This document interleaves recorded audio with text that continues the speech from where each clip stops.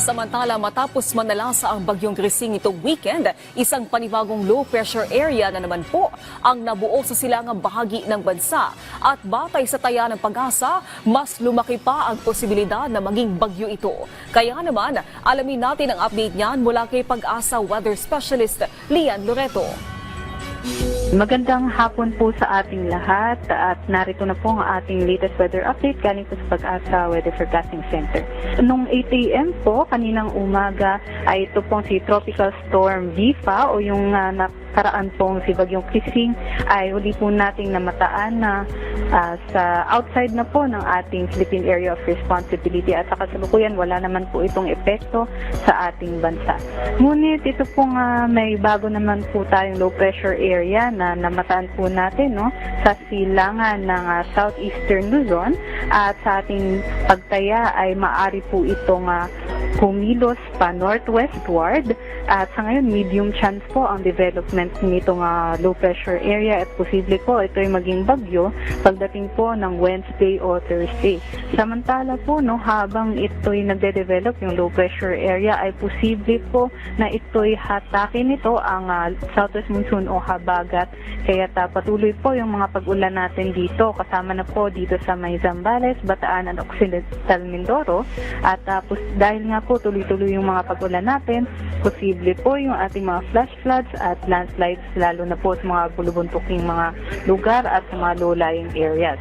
Dito naman po sa Metro Manila, Ilocos Region, Benguet, Tarlac, Pampanga, Bulacan, Cavite, Laguna, Batangas, Rizal at Oriental Mindoro. Bugso-bugsong pag-ulan pa rin ang ating inaasahan dahil din po sa southwest monsoon. At meron nga po tayong nakataas yellow rainfall warning dito po sa may Tarlac at Laguna. Dito din po sa Metro Manila, sa Rizal, Bulacan, Pampanga, Zambales, Bataan, Batangas at sa Cavite ay nakataas na po yung ating orange heavy rainfall warning. Meaning po ay lumagpas na po sa 15 millimeters na pag-ulan ang kanilang naranasan at patuloy pa rin po ito sa loob ng 2 oras. Sunod po natin na update dito po sa heavy rainfall warning ay mamayang 2:00 ng hapon. At sa gale warning naman po, may nakataas pa rin tayong gale warning sa may western seaboards na Luzon, particular na po sa western coast ng Pangasinan, sa Zambales at sa Lubang Islands.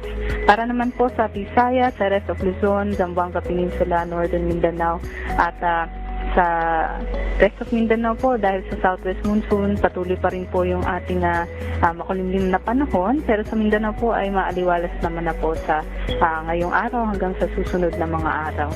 So ito pong low pressure area sa habang nagde-develop po ito ay pwede po nitong hatakin o palakasin ang southwest monsoon o habagat kaya patuloy po ang ating mga pag-ulan lalo na po sa mga kanlurang bahagi ng ating bansa at pagtaya po natin ito po ay ating mararanasan sa buong linggo so hanggang lalo na po sa Wednesday o Thursday posible po yung mga maximum na mga rainfall natin dahil po sa habagat at patuloy po ito hanggang sa Friday. Pero po by Saturday naman nakikita natin na posibleng magkaroon po tayo ng mas maaliwalas na panahon o gradually improving po yung ating weather by the weekend. Ito naman po yung ating updates para sa dam.